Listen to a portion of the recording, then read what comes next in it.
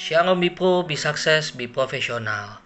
Nah teman-teman, di bulan ini seperti yang teman-teman tahu, kita belajar tentang sesuatu yang namanya endurance. Nah di minggu-minggu sebelumnya, minggu 1 sampai minggu ke-3 kemarin, kita sudah banyak belajar tentang bagaimana kita menghadapi setiap masalah, setiap kehidupan yang jika kita lihat, kita harus akui bahwa di akhir-akhir waktu ini kehidupan itu semakin sulit gitu ya. Banyak masalah kita hadapi, bahkan bukan hanya masalah gitu ya. Seringkali masih ada anak-anak Tuhan masih bergumul, dan saya percaya ya seumur hidup kita ya proses gitu ya. Kita selalu bergumul, berproses untuk melepaskan diri dari dosa, terus memberi pertumbuhan dalam hidup kita supaya semakin hari kehidupan kita semakin baik gitu ya. Nah, selama bulan kemarin, 1 bulan ini kita belajar tentang endurance. Nah, minggu-minggu kemarin kita sudah belajar tentang bagaimana kesetiaan, bagaimana kita punya kekuatan yang selalu ada, tidak bisa terkalahkan. Kemudian juga ada ketaatan. Kita belajar tentang bagaimana kita menjadi orang-orang yang taat kepada Tuhan gitu ya. Nah, di minggu terakhir untuk menutup bulan ini teman-teman, kita membahas tentang sesuatu yang namanya sikap hati yang benar, atau bahasa Inggrisnya di sini saya bacakan right responsive heart. Nah, teman-teman, kita mau belajar dari kisah Yudas dan Petrus, teman-teman gitu ya. Dimana kalau kita lihat di Alkitab, Yudas dan Petrus ini sebenarnya sama-sama berdosa, sama-sama menyangkal Tuhan gitu ya. Yang satu menjual Tuhan, yang satu menyangkal Tuhan Yesus gitu ya. Nah, terkadang dalam kehidupan kita teman-teman, kalau kita mau mengaca kepada kehidupan kita, masalah yang kita hadapi, dosa yang kita punya, dengan mungkin masalah yang orang lain hadapi, dosa yang orang lain juga mungkin jatuh di dalamnya, seringkali kita melihat ada perbedaan-perbedaan yang terjadi gitu ya. Ada orang yang mungkin menghadapi masalah A, dia biasa saja. Tapi ada orang yang lain menghadapi masalah yang sama, sepertinya kok hancur-hancuran gitu ya. Nah, sebenarnya bukan masalah di besar kecil masalahnya, besar kecil dosanya gitu ya. Karena ya semua dosa ya di hadapan Tuhan sama, dan Tuhan sudah tebus, sudah mati buat semua dosa kita, mau dosa yang kecil, mau dosa yang besar, mau dosa yang sedang. Lagian kan dosa kecil, dosa besar kan kadang justru manusia yang memberi label itu gitu. Oh, kalau dosa yang segini nih masih hitungannya dosa kecil. Kalau dosa yang ini nih dosa besar. Kalau masalah yang ini hitungannya kecil. Kalau masalah yang ini hitungannya besar. Padahal kan tidak selalu seperti itu gitu ya. Kadang dosa atau masalah yang kecil buat seseorang bisa jadi masalah atau dosa yang besar buat orang lain. Orang yang mudah menang dalam dosa tertentu, belum tentu orang lain bisa dengan mudah menang dalam dosa tertentu gitu, dalam dosa tersebut gitu ya teman-teman.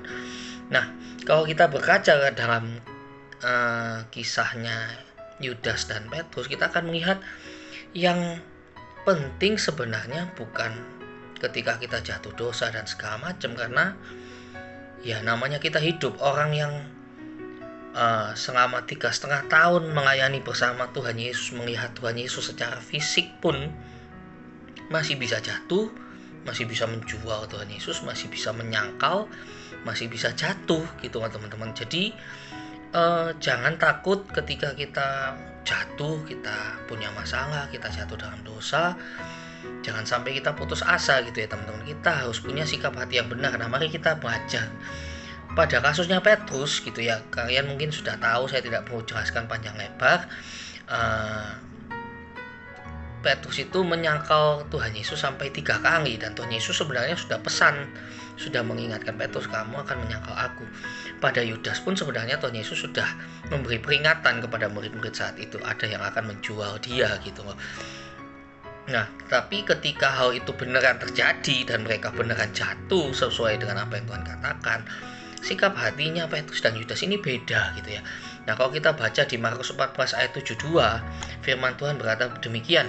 Pada saat itu berkokoklah ayam untuk kedua kalinya, maka teringatlah Petrus bahwa Yesus telah berkata kepadanya, sebelum ayam berkokok 2 kali, engkau telah menyangkal aku 3 kali. lalu menangislah ia terseduh-seduh. Nah, kita tahu ujung ceritanya Petrus, akhirnya dia bertobat, kembali menjadi murid Tuhan Yesus, kembali melayani secara luar biasa. Walaupun Tuhan Yesus sudah naik ke surga, tetapi pelayanannya Tuhan Yesus tetap dilanjutkan oleh Petrus sampai luar biasa gitu ya, kisah hidupnya kalian bisa baca sendiri.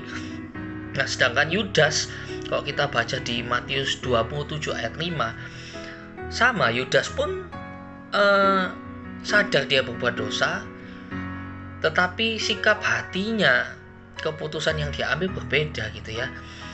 Di Matius 27 ayat 5 firman Tuhan berkata, maka ia Yudas pun melemparkan uang perak itu ke dalam bait suci. Uang yang dia pakai untuk jual Tuhan Yesus dia buang, teman-teman. Tanda dia mungkin menyesal, mungkin sakit hati, mungkin kecewa dengan apa yang dia lakukan gitu ya. Lalu ia pergi dari situ dan menggantung diri.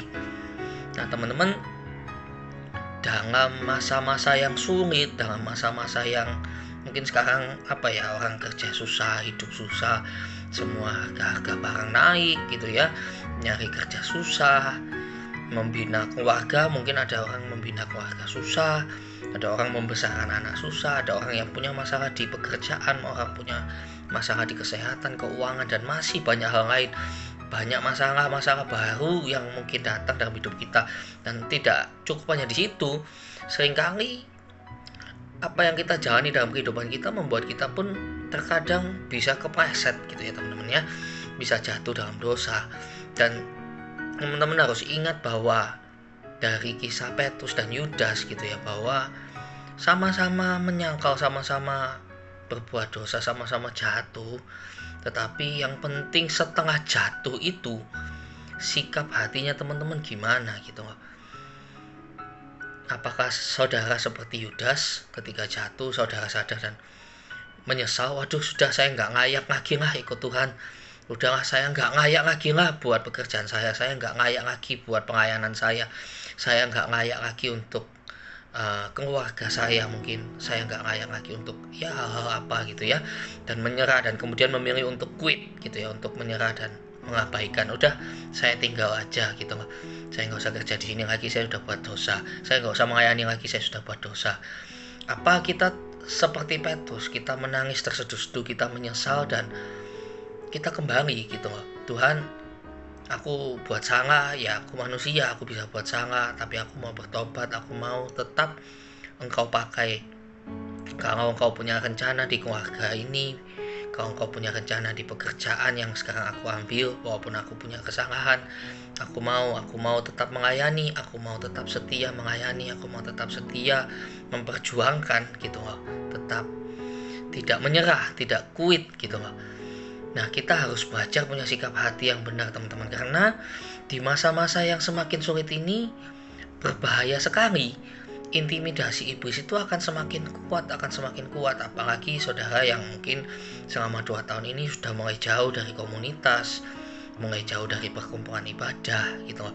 Saudara berkutat dengan kehidupan saudara, dengan pekerjaan saudara, dengan mungkin keluarga saudara yang mungkin akhir-akhir ini, tahun-tahun ini sulit gitu ya teman-teman.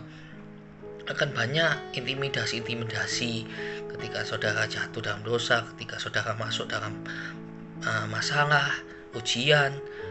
Akan banyak intimidasi daripada iblis untuk membuat saudara menyerah, untuk membuat saudara berkata, cukuplah, udah saya nggak usah gereja-gereja, nggak usah Tuhan-Tuhanan lagi, nggak usah perjuangkan lagi pekerjaan saya, nggak usah lah, udah hidup apa adanya aja, pokoknya hidup bisa makan sudah cukup gitu ya. Atau ada teman-teman juga yang mungkin menyerah gitu ya, beberapa mungkin merasa waduh sudahlah hidup kayak gini susah, mati aja gitu ya. Nah teman-teman, jangan sampai kita punya sikap hati yang salah sama seperti Yudas gitu ya. Dia bertobat, mungkin dia menyesal, tetapi dia mengambil jalan yang salah, mengambil sikap hati yang salah, kemudian dia malu, dia menyerah dan menggantung dirinya. Mari kita belajar seperti Petrus, seberapa malunya pun mungkin, seberapa sakitnya pun, seberapa seberapa lemahnya pun, seberapa jauhnya pun kita jatuh, mari sama-sama kita datang sama Tuhan. Kita punya Tuhan yang setia, kita punya Tuhan yang tidak berkesudahan loh kasih setianya. Dia selalu ada buat setiap kita. Dia selalu siap mengangkat kehidupan kita. Ingat, semua dosa kita, semua kesalahan kita sudah Ia tebus di atas kayu salib. Mau yang besar, mau yang kecil, mau yang sekarang, mau yang di masa depan, semuanya sudah Dia tebus. Tergantung kita sekarang, sikap hati kita seperti apa. Jangan kita merasa tidak layak untuk menerima pengampunan itu. Tapi mari terus, seberapa banyak kita jatuh, belajar untuk bertobat, belajar untuk terus datang sama Tuhan. Tuhan, ubah aku. Tuhan, aku mau berubah. Tuhan, aku mau maju. Tuhan, aku mau bertumbuh.